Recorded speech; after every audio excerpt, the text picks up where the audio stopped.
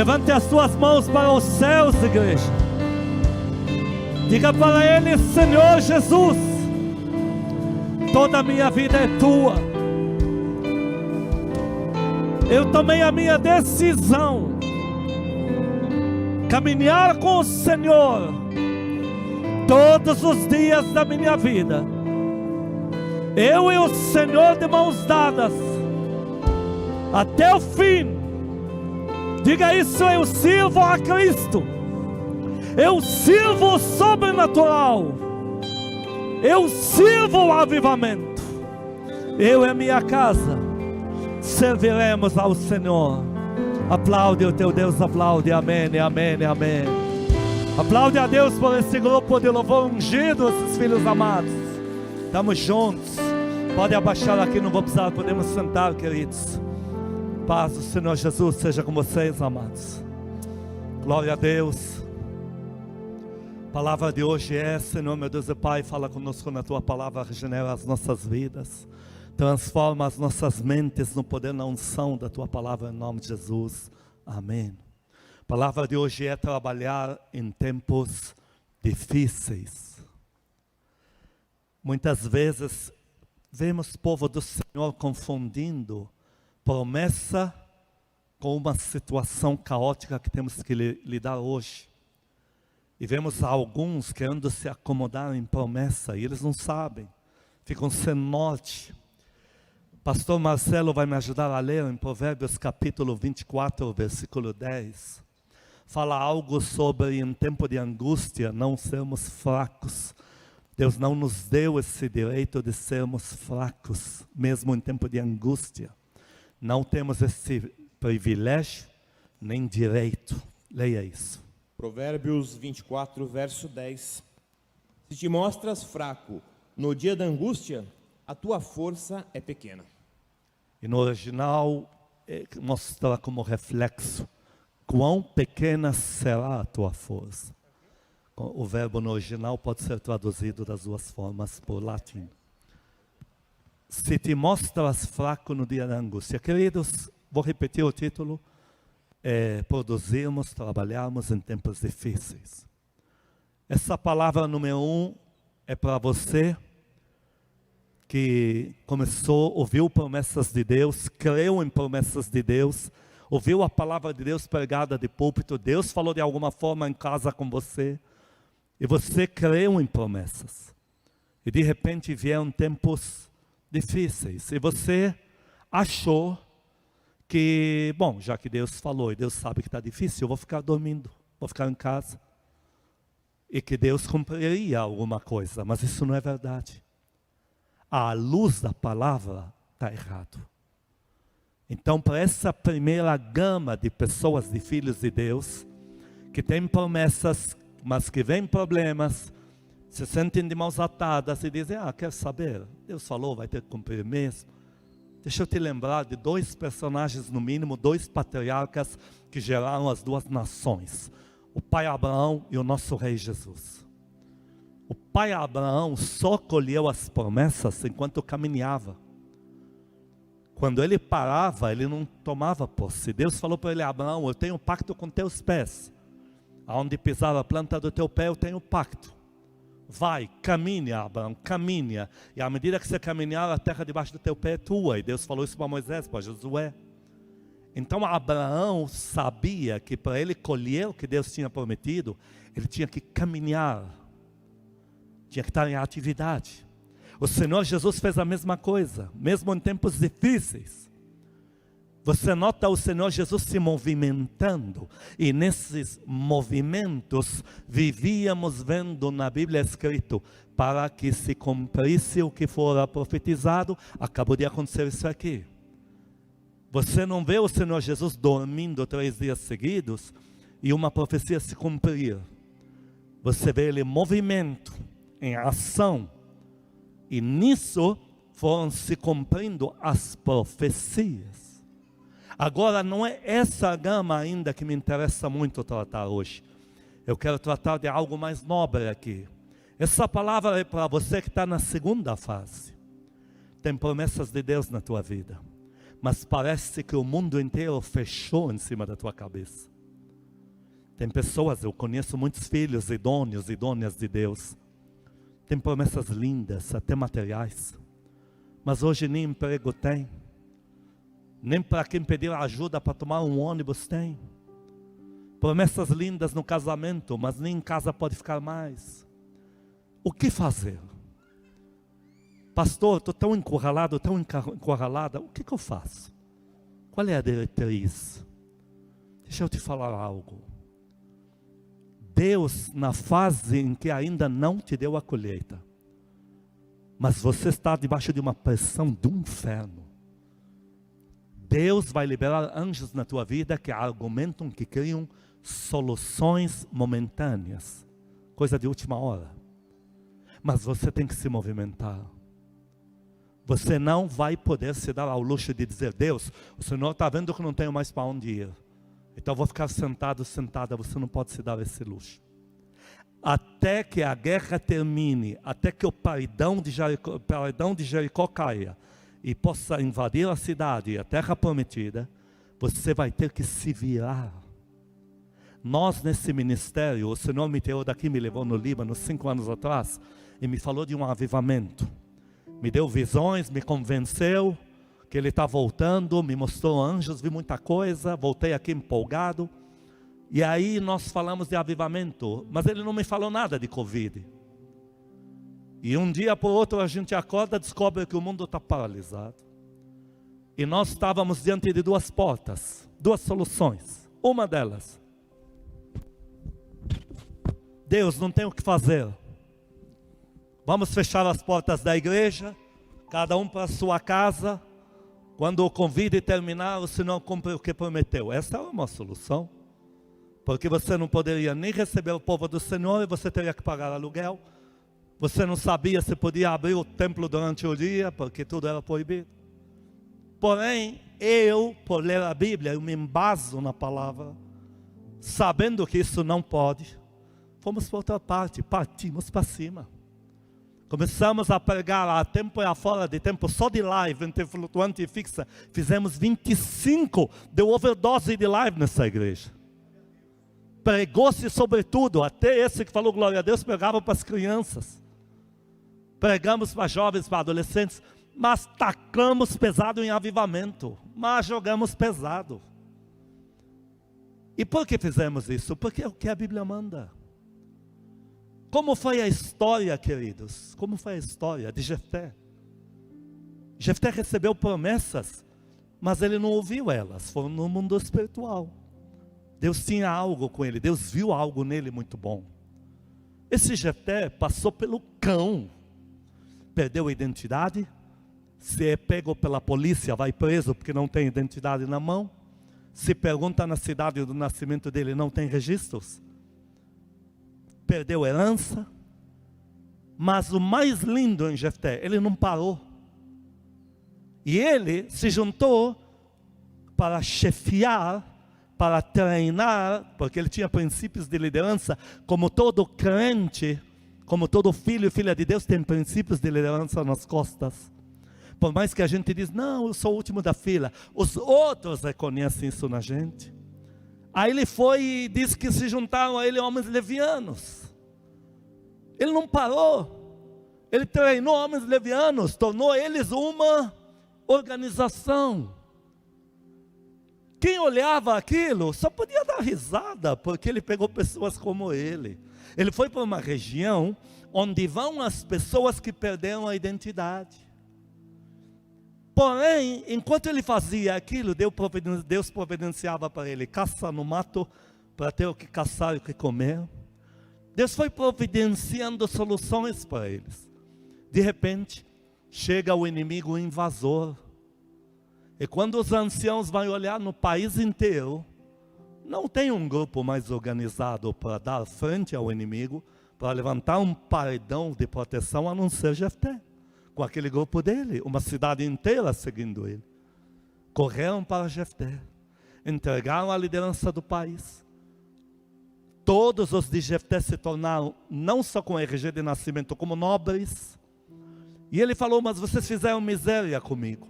Riam de mim quando vim para cá, e agora? Agora vendo como você não parou em tempos difíceis.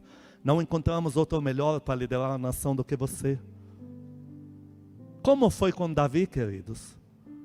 Davi recebeu nas costas, o segundo abaixo de Moisés, o segundo maior prêmio de recompensa foi dado nas costas de Davi. Aquele que achar Davi, vou dar isto para ele.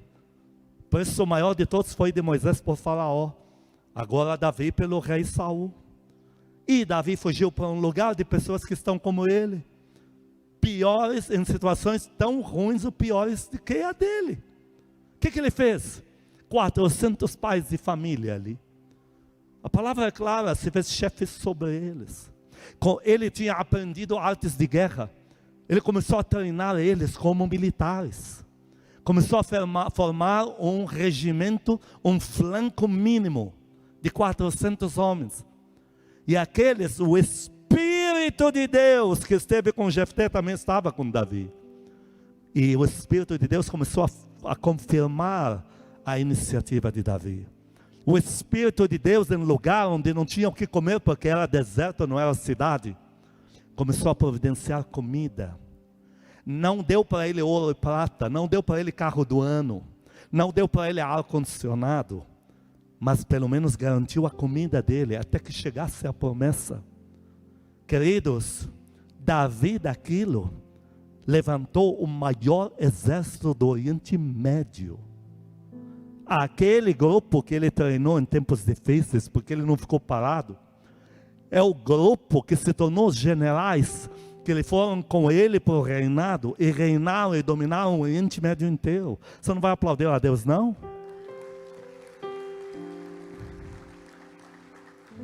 Deus precisava me pôr no centro de treinamento de crente não mimado, que não serve para nada. Ele precisava me tornar um cara que produz. Vim de uma família de banqueiros. Quem foi no Líbano viu o Banco Exchange Halewi.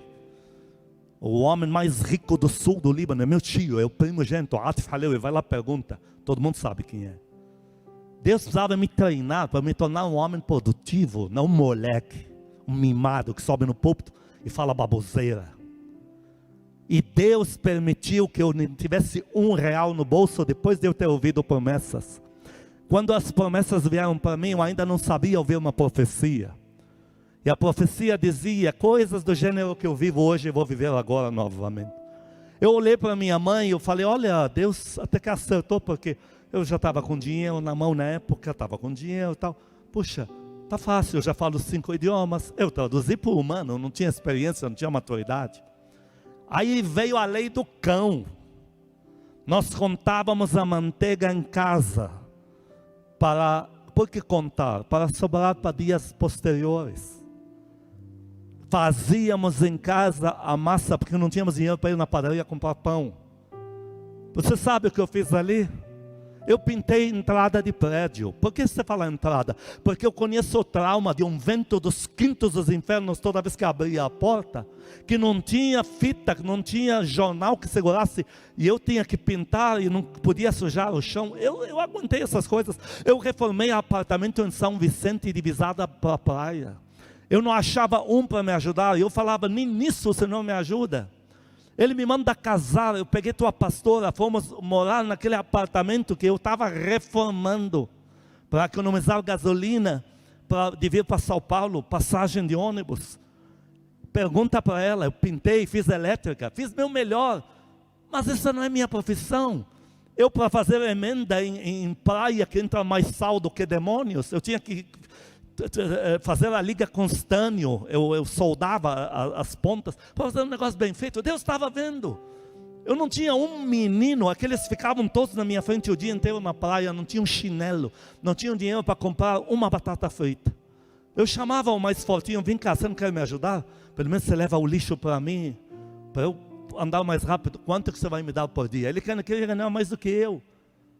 Ah, só isso? Não. E ficava lá o dia inteiro, sem comer o dia inteiro.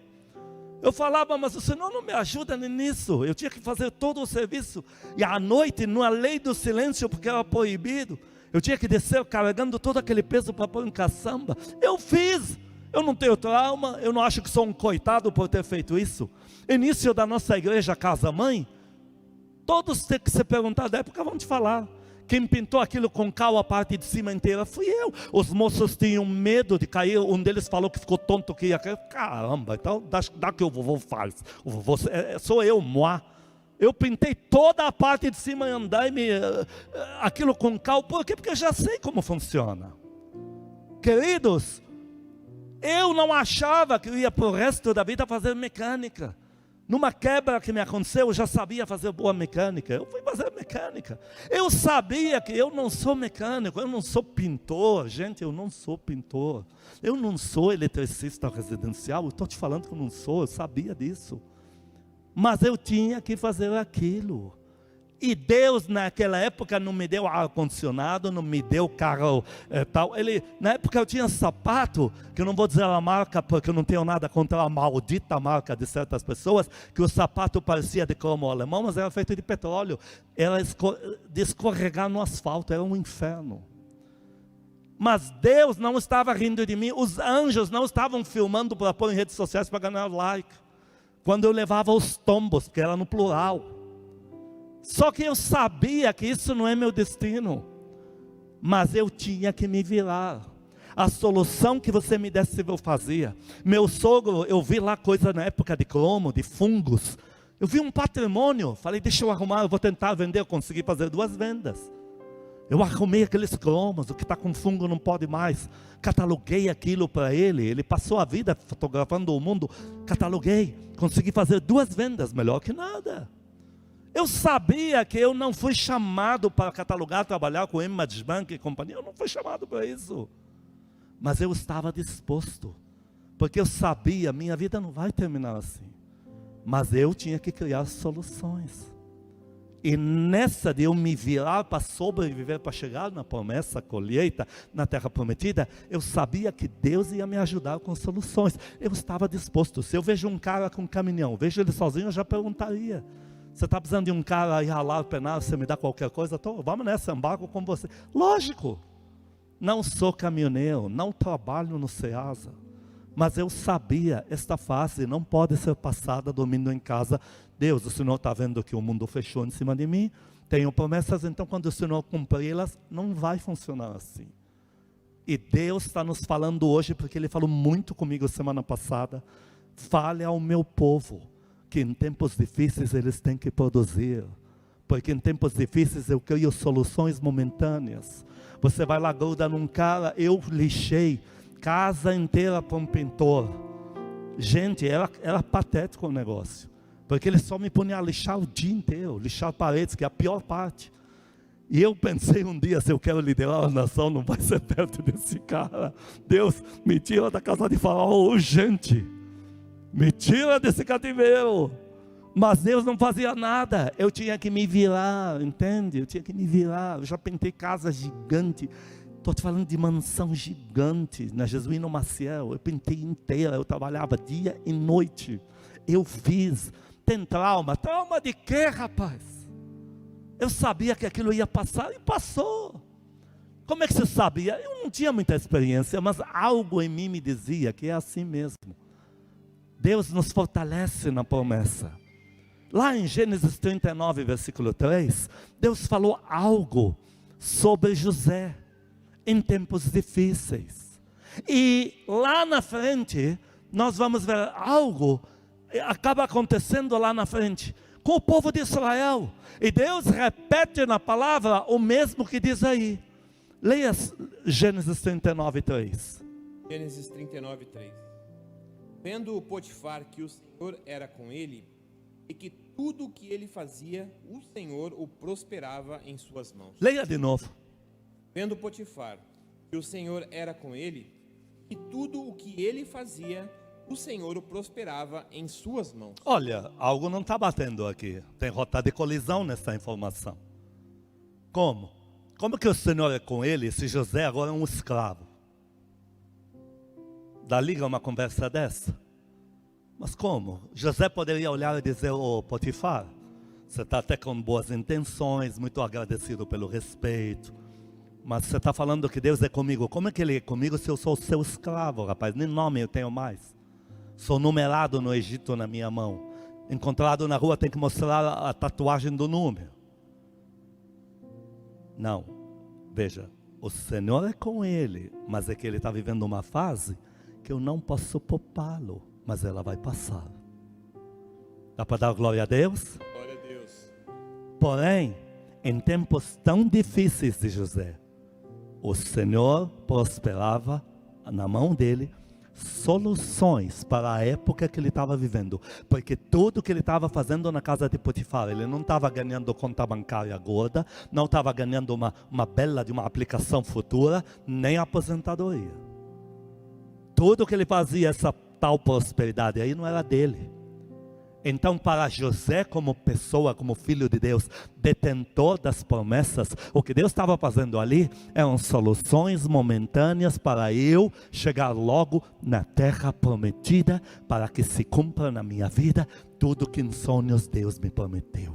Aplaude a Deus por isso.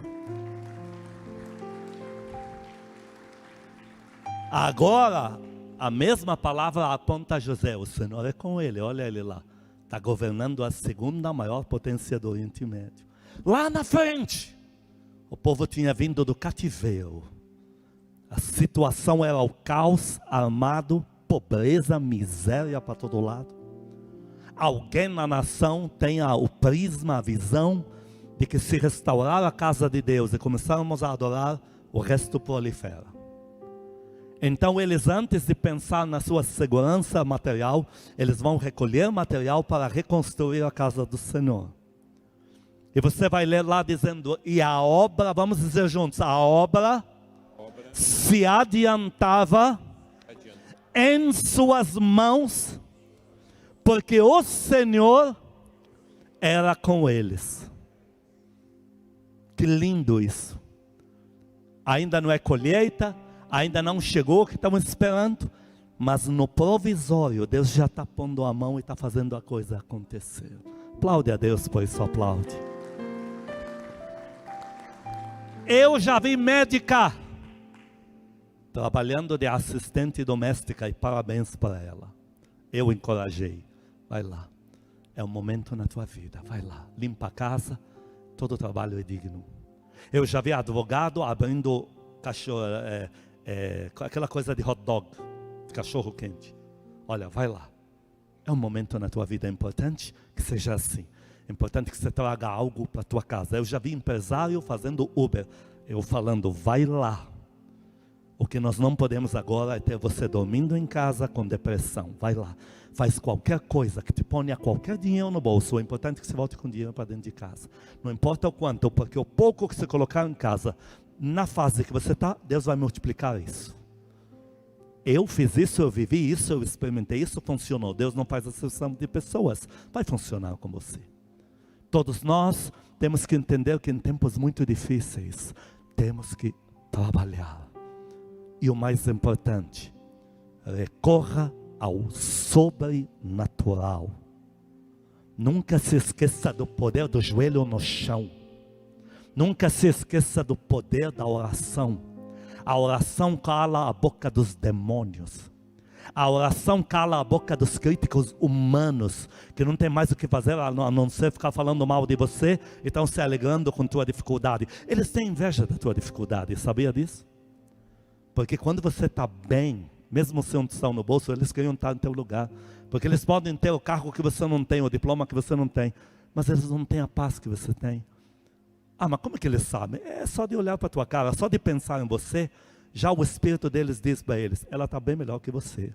Você está com cobra, ela está com o Espírito Santo de Deus. Eles já sabem. Eles sabem que você está melhor que eles. Eles têm inveja da tua luta. Mas quando você ora, você cala a boca deles. Quando você ora, como Jó orando, os amigos que tinham falado muita besteira de não ter acolhido ele, estiveram abaixo dele. Deus colocou abaixo porque ele ora. Quando você ora, você alinha a tua vida com o que Deus prometeu para você. Entenda uma coisa, Deus te prometeu coisas, e quando você ora, você acelera o processo do cumprimento das coisas que Deus falou no mundo espiritual para se cumprir na terra onde você está. Por isso não esqueça o poder do joelho, da oração. Não esqueça do que chamamos de orar.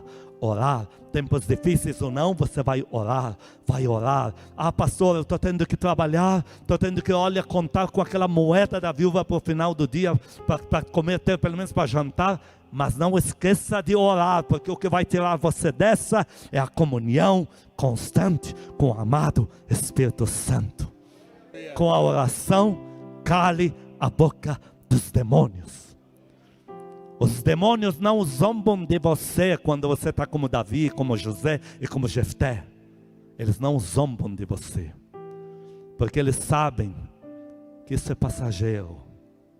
Eu vou explicar isso melhor. Juízes capítulo 8, nós temos Gideão. Gideão tinha promessas. Vai livrar Israel, vai se tornar o juiz de Israel. Isso é muita honra para um cara que dizia que não é nada. Ele afirmava que a família dele é a menor e ele é o menor de todos. E Deus diz, você vai ser o número 1 da nação.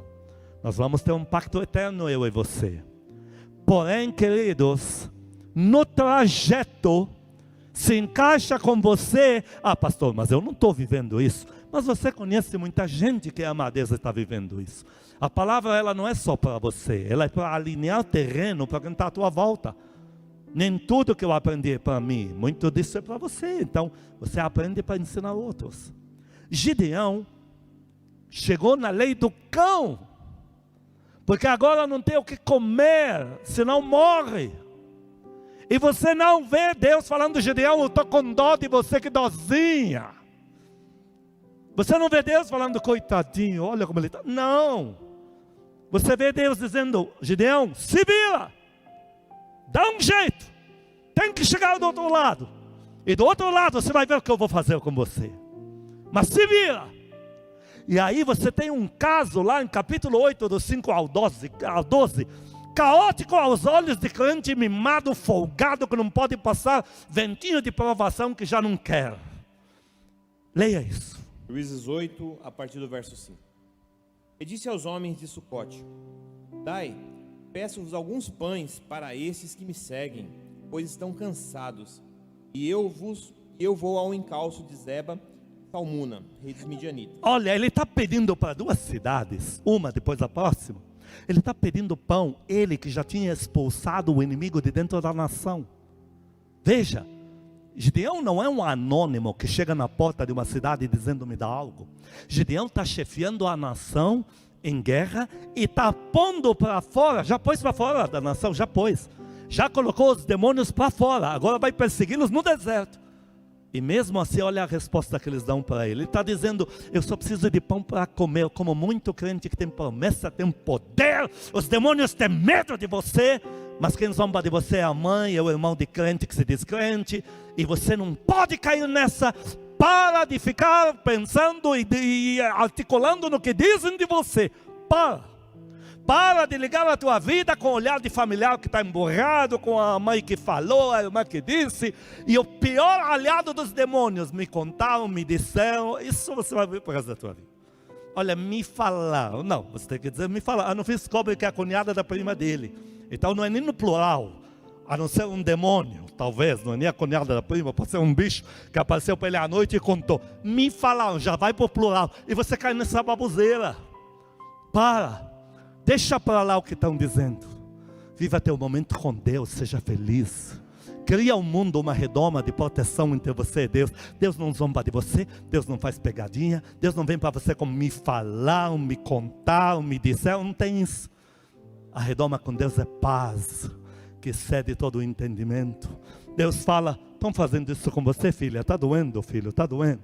Olha o que eu vou fazer com a tua vida ali, olha o que está preparado para você. Vai aplaudindo a Deus, igreja, olha o que está lá. Olha a resposta dos caras para um homem que expulsou o inimigo, que livrou eles. Está pedindo pão, não está pedindo o carro do ano, pão. Olha o que eles responderam. Verso 6. Porém os príncipes de Sucote disseram, porventura, tem já sob o teu poder o punho de Zeba e de Salmuna, para que demos pão ao teu exército? Olha que chocarrice, continua. Então disse Gideão, Por isso, quando o Senhor entregar nas minhas mãos Zeba e Salmuna, Olha ele focado nas promessas. Aplaude a Deus pela vida de Gideão. Olha, focado nas promessas. Continua.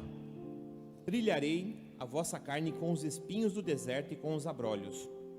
Dali subiu a Penuel, e de igual modo falou aos seus homens. Estes de Penuel lhe responderam como os homens de Sucote lhe haviam respondido. Pelo que também falou aos homens de Penuel, dizendo: quando eu voltar em paz, derrubarei esta torre. Então, na época do Velho Testamento era olho por olho. Eu queria que Gideão fosse meu pastor, mas a gente não acha pastor desse, a gente tem que perdoar, deu para entender mais ou menos. Mas você está vendo o estado de ira que deixaram ele? Está vendo? Por isso que eu te falo. Quem era certo? Eles? Não. Estão criticando, estão zombando. Eles não estão certos. Gideão não era motivo de chacota porque está precisando de pão. Você, no mundo espiritual, os demônios já estavam fugindo de Gideão. Os demônios não estão zombando de você, que está precisando pedir para tua mãe, teu pai que odeia crente, está pedindo R$1 para pôr de não sei da onde para vir para a igreja. Os demônios não estão zombando, os demônios estão apavorados, porque você não está desistindo da ideia de seguir a Deus. Eles estão apavorados com você. Esses tais reis de Salmuna e a cunhada dele, o primo dele, estavam fugindo já de Gideão, apavorados. Por isso não caia nessa do que estão dizendo, me contar, me falar. Se liga em produzir. Estão rindo de você que está tendo que costurar em vez de levantar prédio. Se alegre que tudo isso vai virar na tua vida. E quando você entrar na colheita, todos esses vão ver quem é você. Então somente cale a boca dos demônios e dos críticos com a oração. Olha Gideão falando, quando o Senhor me entregar eles. Ele não tirou o Senhor do cenário não. Continua. Verso 10. Estavam, pois, Zeba e Salmuna em Carcor, e os seus exércitos com eles, uns 15.000 homens, todos os que restaram do exército de povos do Oriente, e os que caíram foram 120.000 homens que puxavam da espada. Quantos caíram? 120.000. Gideão com 300 e pouco, você não vai aplaudir a Deus não? Mesmo sem um tostão no bolso, mesmo precisando de ajuda, os demônios estão caindo no atacado por tua culpa. Estão levando cada cacetada. Eles não estão rindo não estão fazendo pegadinha não. Desde que você não desista do sobrenatural. Deus com Covid, sem com dinheiro, sem com não sei o que, sem. Somos do avivamento, não mudamos de ideia, somos rançudos mesmo, ninguém faz a gente mudar, essa cabeça ninguém muda não. Nós somos do avivamento, o Senhor Jesus vai voltar e a gente vai andar num poder que jamais foi visto. Damos nossa palavra para o Senhor que a gente não muda, essa é a nossa versão, somos avivalistas. Quem está comigo nessa, levante a mão, levante a mão, levante a mão, não me fale que está sem dinheiro, levante a mão aí em casa, você é do avivamento, diga, eu sou avivalista, eu sou do sobrenatural. Eu sou espiritual mesmo. Eu sou de oração sim. Essa pessoa sou eu. E não mudo. E a glória é do meu Rei Jesus. Diga comigo, chega para lá as críticas. Eu estou focada no sobrenatural, que me dará toda a minha colheita. Inclusive muito dinheiro vai vir para mim. Porque o meu Senhor vai me recompensar. Aplaude Ele, aplaude. Santo. Leia só até o 12, porque se for ler do 13 em diante, aí você vai ler do meu pastor Gideão. Leia só até o 12. Verso 11. Subiu Gideão pelo caminho dos nômades ao oriente de Noba e Jogbeá, e feriu aquele exército que se achava descuidado. Fugiram Zeba e Salmuna, porém ele os perseguiu e prendeu os 2 reis dos midianitas, Zeba e Salmuna, e desbaratou todo o exército. Aplaude a Deus de novo, aplaude. Aqui conseguiu, aqui começou toda a colheita dele. Toda a colheita dele começou ali. No 13 em diante ele se tornou meu pastoral. Só entre eu e ele, você não tem nada a ver com isso. Porque ele fez miséria com aqueles palhaços lá. Deixa eu te falar algo. No mundo espiritual você faz o mesmo quando ora. Você cala a boca dos críticos, das zombarias, porque aos pés de Deus tudo se resolve. Quem quer isso, levante a mão. Para terminar, São 8 versículos, nós vamos ler o Salmo capítulo 3. É o resumo da palavra de hoje. Porque Davi enfrentou isso e não entendeu. Os problemas de Davi sufocaram ele porque os da fé perseguiam Davi. Os mundanos receberam Davi com carinho. Os filisteus, etc., com carinho. Os do Egito, os de Babilônia. Porém, os de dentro fizeram a vida dele um inferno. Um dia ele deu o grito dele, porque ele começou a ver como era como um enxame crescendo contra a vida dele. Porém, olha o que ele diz, vamos lá. Salmos 3, a partir do verso 1. Senhor, como tem crescido o número dos meus adversários. São numerosos os que se levantam contra mim. Porque Saul incitou isso, ele soltou aquela penhola lá nas costas de Davi, aquele prêmio, e começou a muito borbulho na nação. Davi passou a ser um cara muito falado, porque todo mundo estava obcecado pelo dinheiro que quer receber.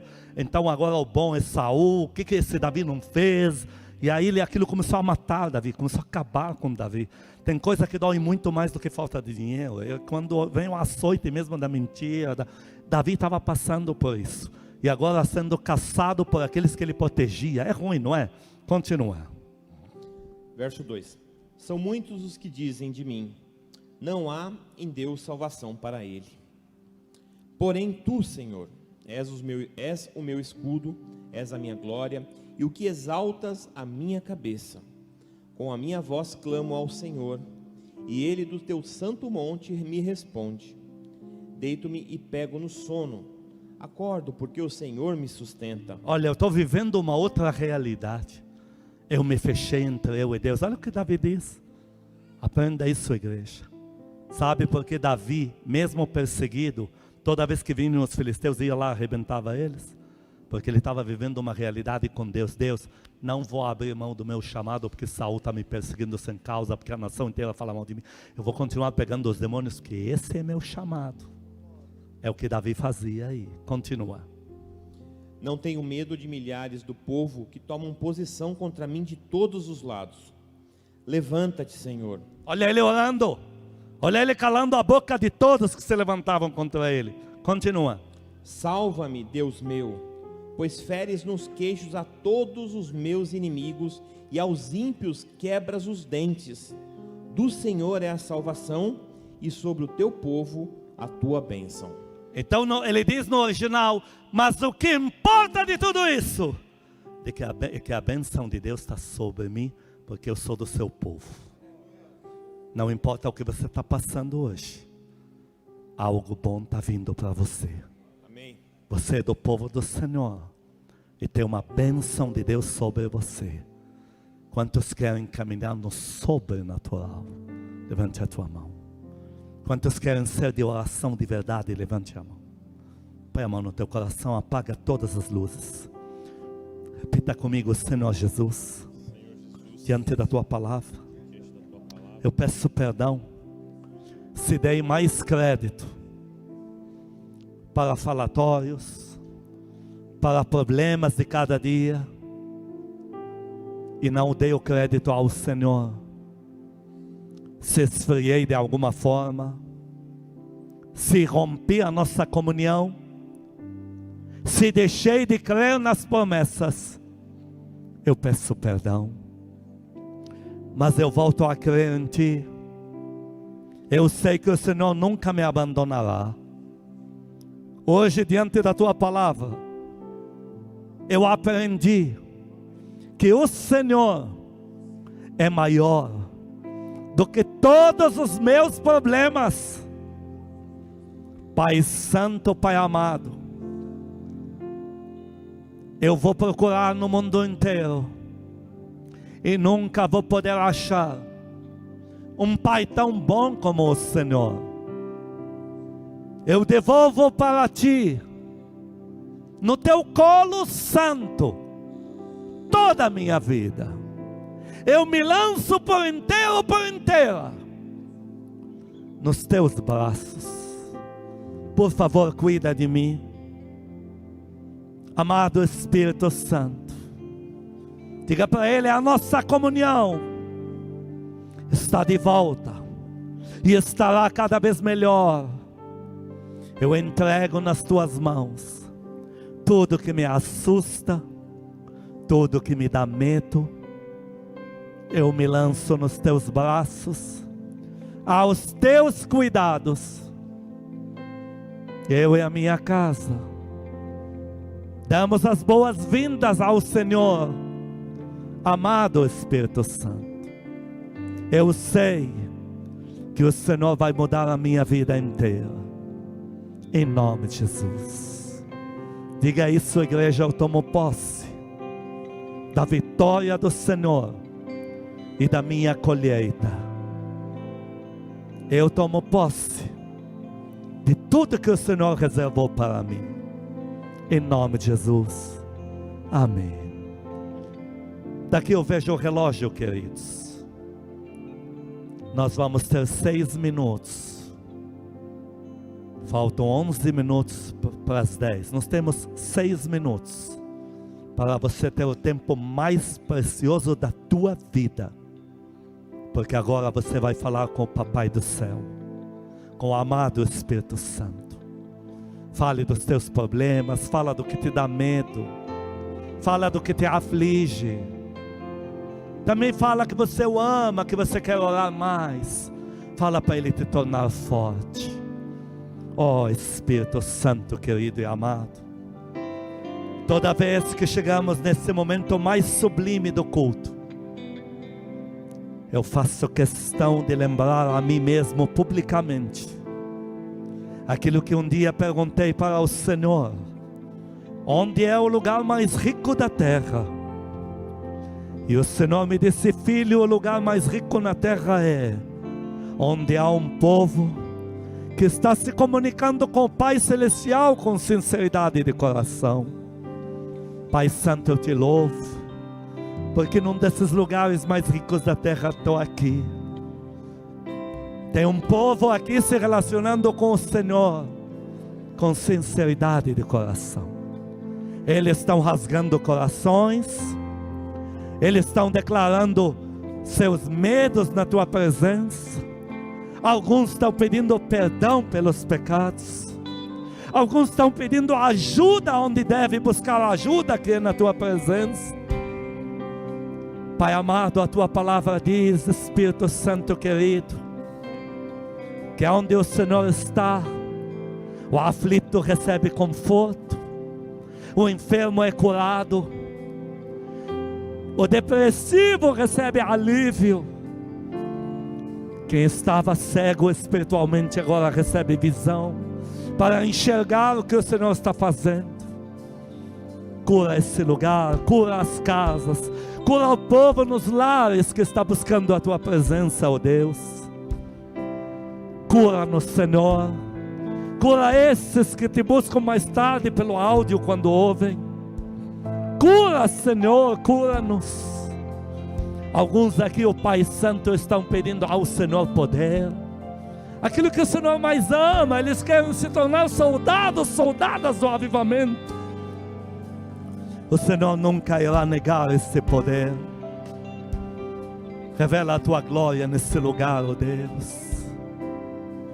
Atende, traz consolo nos corações, gera alívio na mente do teu povo, Pai. Planta essa semente de segurança que só o Senhor pode nos dar. Oh Espírito, Espírito, Espírito. Flua, flua, flua, flua. Oh, que linda visão é essa, a mesma que eu tive na terça na mãe.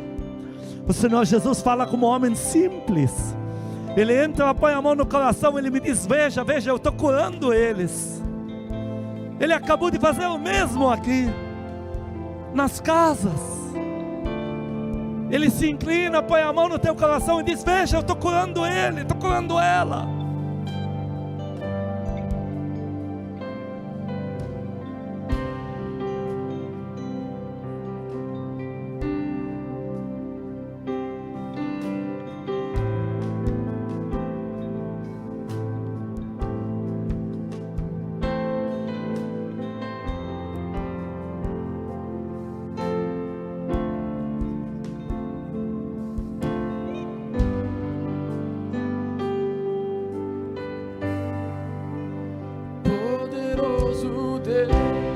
Canta isso, igreja, canta com alegria.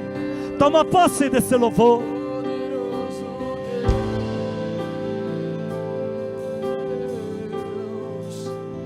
Poderoso Deus, minha alma anseia por ti. Poderoso Deus,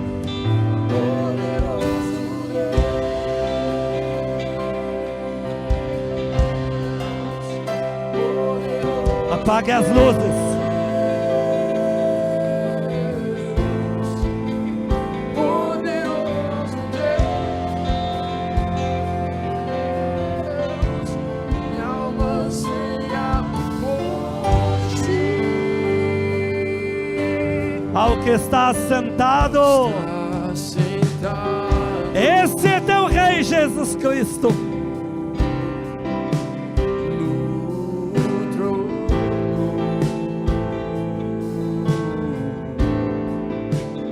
e ao Cordeiro seja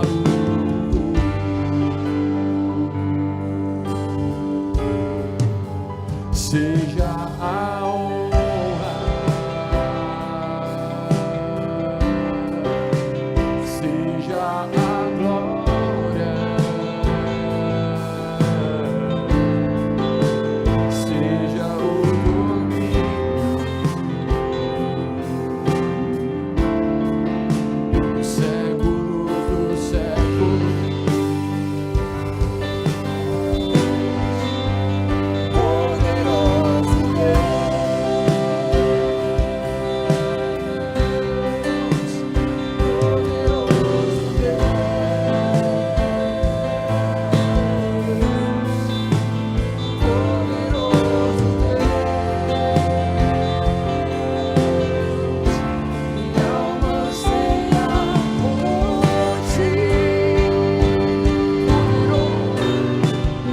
Que o amor de Deus Pai, as santas consolações do Espírito Santo, a graça eterna do nosso Senhor Jesus Cristo, sejam com os amados e com todo o povo que ama a Cristo na terra, de hoje para todos sempre. Amém e amém. Estamos liberados em nome de Jesus. Santo! Tu és poderoso, minha alma. Em 2 minutos começa a live. Oh,